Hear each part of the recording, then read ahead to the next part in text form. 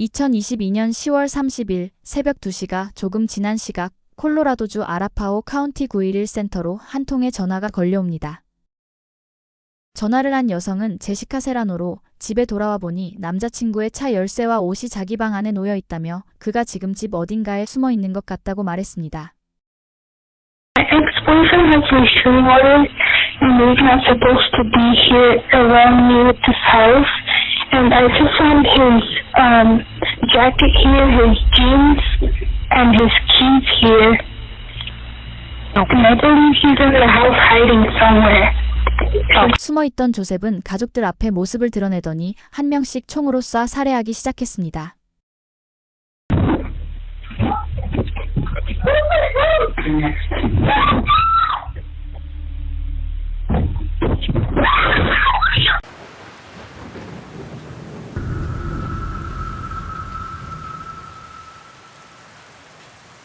조셉 카스탈레나는 오랫동안 가정폭력과 불안정한 행동으로 잘 알려져 있던 인물로 특히 전 여자친구 제시카 세라노와의 관계에서 그 양상이 두드러졌습니다.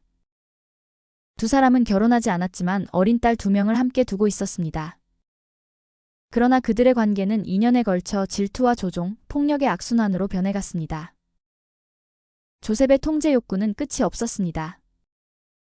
그는 가짜 이름으로 여러 개의 페이스북 계정을 만들어 제시카에게 접근했습니다. 제시카가 새로운 사람인 줄 알고 만남을 수락하면 조셉은 자신의 정체를 드러내며 또 다른 싸움을 벌이곤 했습니다. 상황은 점점 악화되어 결국 아동보호국이 개입해야 할 정도로 위험해졌고 두 사람의 자녀들은 안전 위에 격리 조치되었습니다. 사건이 발생하기 일주일 전 제시카는 법원에 접근 금지 명령을 요청했습니다. 그녀는 진술에서 조셉이 자신에게 총을 겨누며 죽이겠다고 협박했고 차 안에 감금해 집으로 돌아가지 못하게 했다고 밝혔습니다. 하지만 이런 명백한 경고 신호에도 불구하고 법의 대응은 비극적으로 미흡했습니다. 사건 당일 제시카는 그녀의 쌍둥이 언니 마리아의 남편 케네스, 그리고 아버지와 함께 지인의 파티에 참석했다가 집에 돌아왔습니다. 하지만 가족들이 집을 비운 사이에 조셉은 접근 금지 명령을 어기고 제시카의 집에 들어와 가족들이 돌아올 때까지 집 안에서 숨어서 기다리고 있었습니다. 새벽 2시가 조금 지난 시각 제시카가 가장 먼저 집으로 들어왔습니다.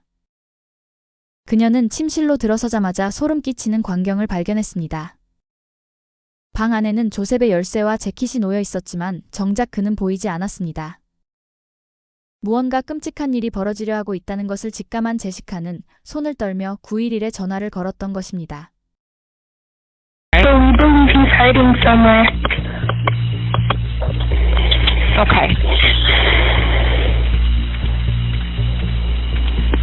How many people are in the house with you right now that you know of? 4. Okay. Is anyone there experiencing any flu symptoms or been asked for self-quarantine? No, ma'am. Alrighty, I do have that in here. Okay, we're gonna go ahead and get them out there. Have it in, okay?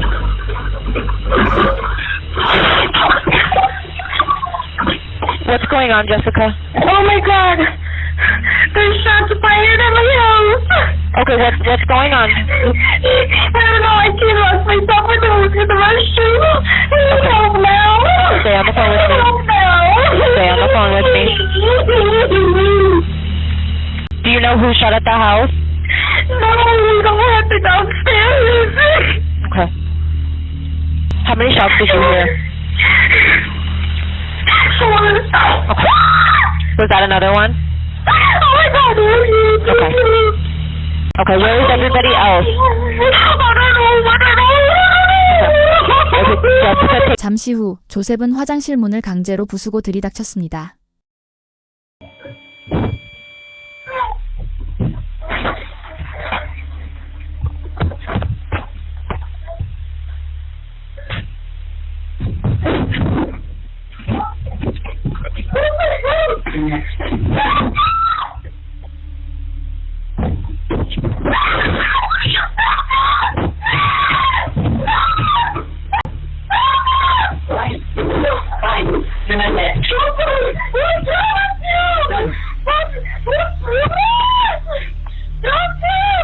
Why did you do this to me, Jessica? I don't have no good.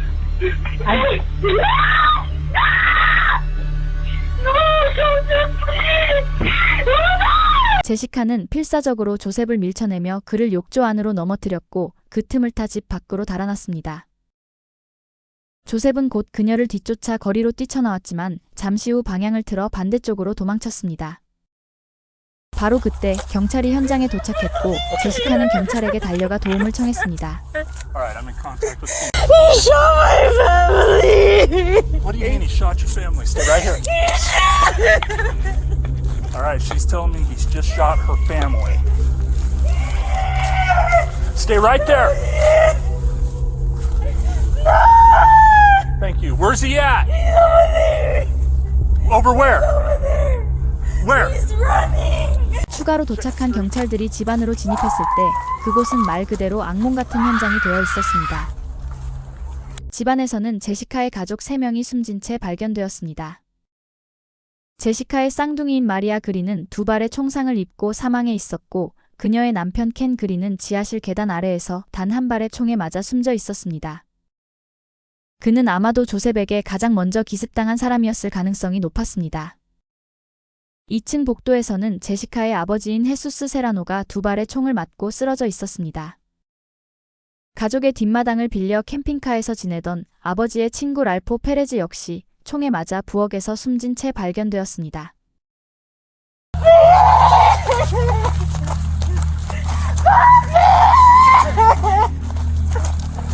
I'm trying to get one. What's he look like? Joseph Costarena! What's he wearing? He's wearing a gray sweater. I don't know. Wearing a gray He sweater, wanted that's to all kill I'm me getting. too, but he didn't have no more bullets. Okay, you gotta come back over. I was telling them to hurry up. I know, I was telling her to hurry up. Sweetheart. I know. I know. I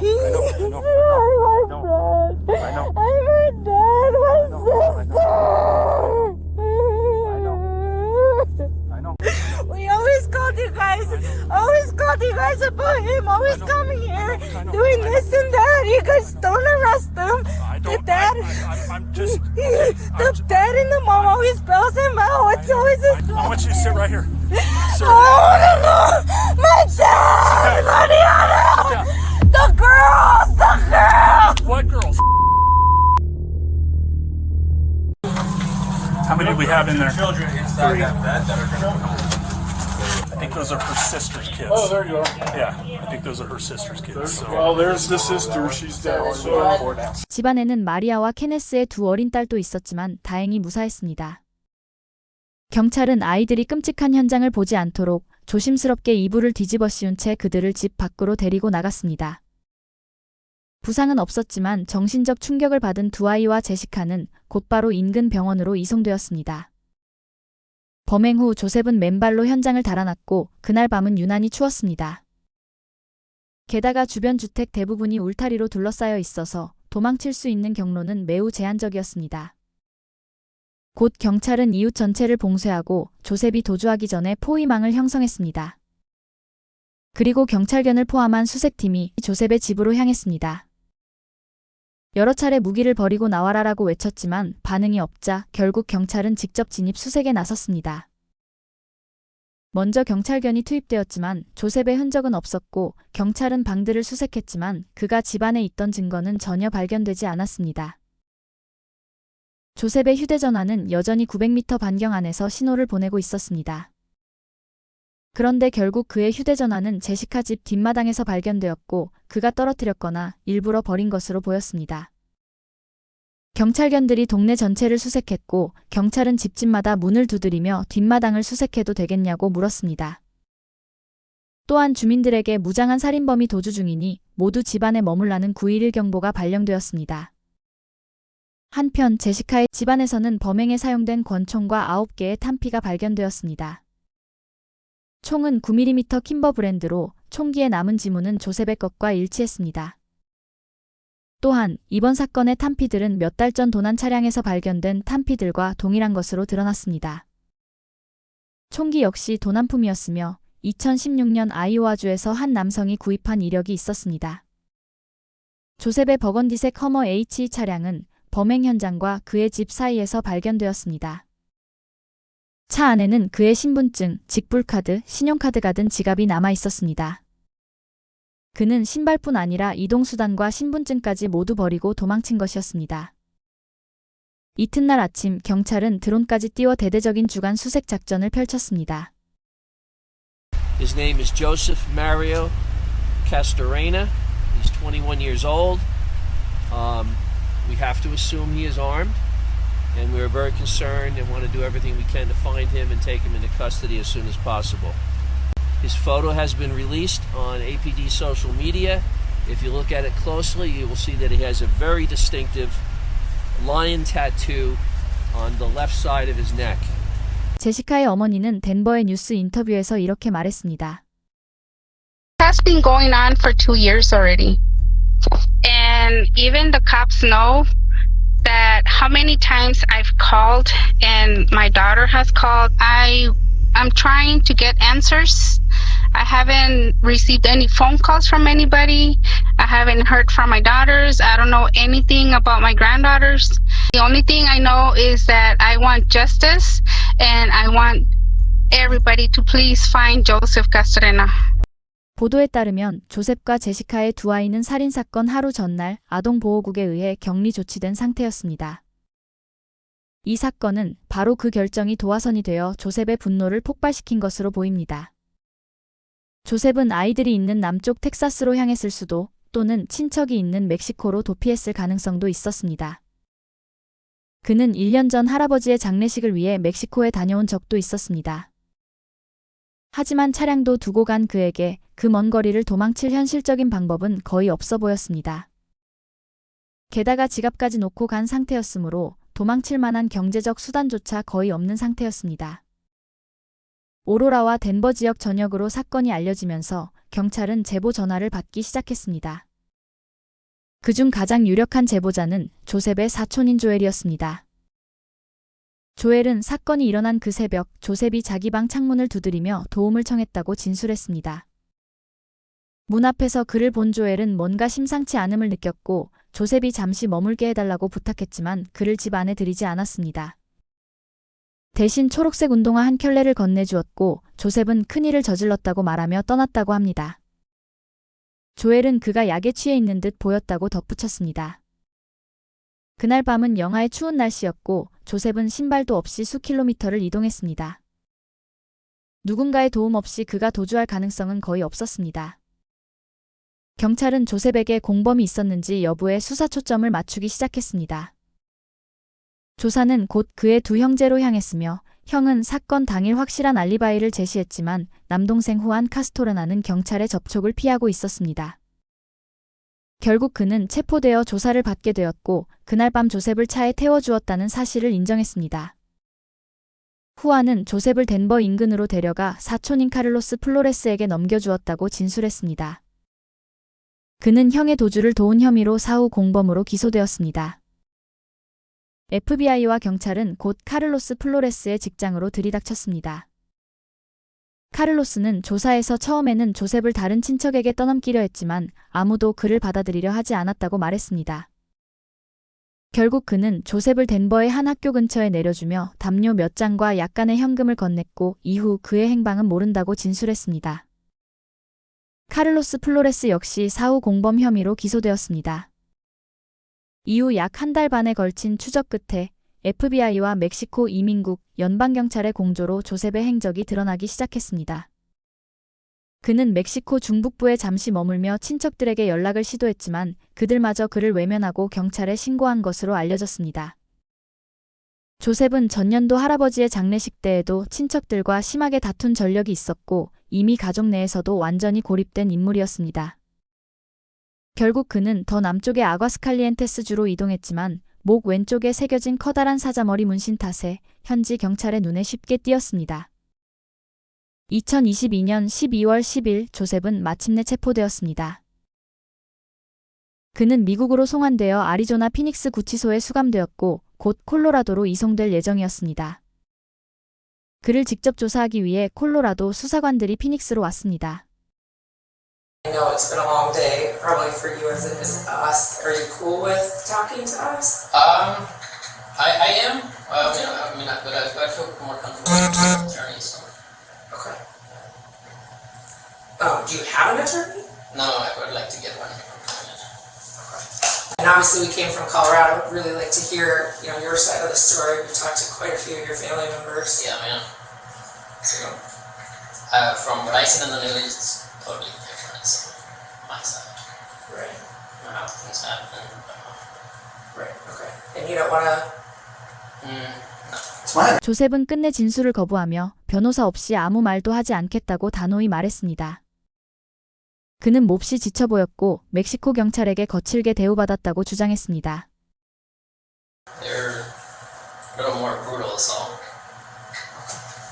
Well, you're shaking like a leaf here. Yeah.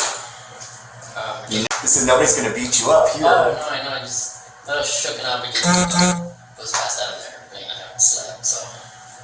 조사관들은 그에게 미국 구금 중에는 신체적 위해가 없을 것을 확실히 밝혔지만 조셉은 진술 거부권을 행사했습니다. 그가 배심원 앞에 서기까지는 거의 2년이 걸렸습니다. 재판은 2024년 초에 시작되었고 검찰은 압도적인 유죄 증거를 제시했습니다. 법정에서는 9.11 통화 녹음이 공개되었고 배심원단은 제시카의 공포에 찬 목소리와 총격음을 직접 들을 수 있었습니다. 검찰은 그가 치밀하게 계획된 복수심에 의해 범행을 저질렀다고 주장했습니다. 조셉은 가족이 귀가하기 몇 시간 전 이미 집안에 침입해 매복해 있었던 것으로 드러났습니다. 반면 변호인은 조셉이 정신적으로 통제력을 잃은 상태였다고 주장했지만 치밀한 계획의 증거가 너무나 명백했습니다. 제시카는 법정에 서서 자신이 겪은 가장 끔찍한 밤을 증언했습니다. 그녀의 증언은 배심원들이 가정폭력의 장기적인 패턴과 공포를 이해하는 데 결정적인 역할을 했습니다. 그녀는 수년간 지속된 폭력과 통제, 그리고 결국 아무 효력도 없었던 접근금지 명령서, 마지막으로 그 치명적인 밤의 공포를 증언했습니다. 조셉 카스토레나는 2022년 10월 30일 콜로라도 오로라 북서부에서 제시카 세라노의 가족 3명과 가족 지인 1명을 살해한 혐의로 1급 살인 4건에 대해 유죄 판결을 받았습니다. 또한 제시카를 공격한 혐의로 1급 살인 미수에도 유죄가 인정되었습니다. 선고 공판에서 검찰은 조셉이 끝까지 반성하지 않았으며 오히려 자신이 한 짓을 끝까지 제시카 탓으로 돌렸다고 밝혔습니다. 판사는 그를 큰 총을 든 하찮은 남자라고 부르며 그가 폭력을 통해 제시카를 통제하고 복수하려 했던 비겁함을 지적했습니다. 그리고 조셉 카스토레나에게 가석방 없는 종신형 사회 연속형, 즉 영원히 출소할 수 없는 형량을 선고했습니다. 영상 제작에 힘을 보태주실 분들은 구독, 좋아요, 알림 설정 부탁드립니다.